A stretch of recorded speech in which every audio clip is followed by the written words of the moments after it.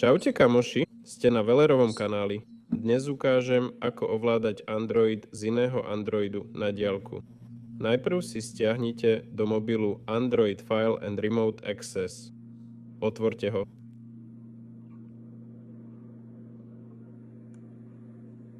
Kliknite na registrácia. Prihlásim sa cez Google. Po prihlásení treba zadať kód z mailu. Prihláste sa, dajte prístup, kliknite OK.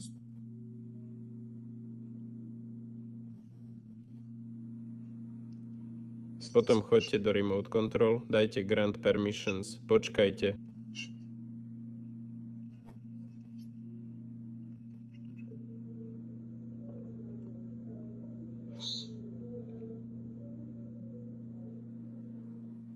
Ešte budete potrebovať AirDrop Control Add-on. Na druhom mobile otvorte AirMirror.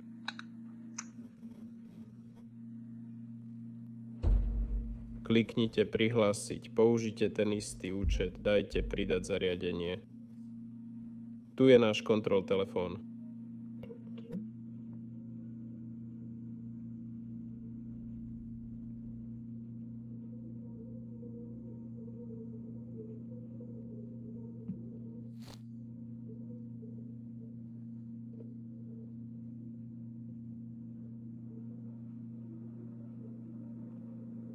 Aha.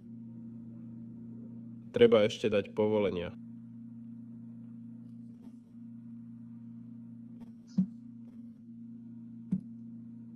Poďme späť.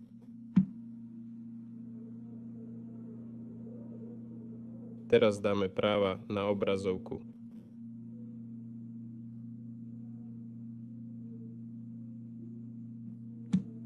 Tak a všetko sa dá znova vyskúšať.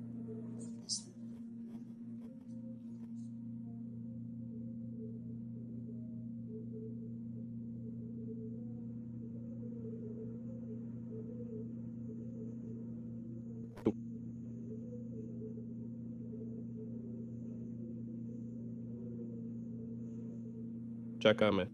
Tak, pripojili sme sa. To je všetko. S vami bol Veler, majte sa.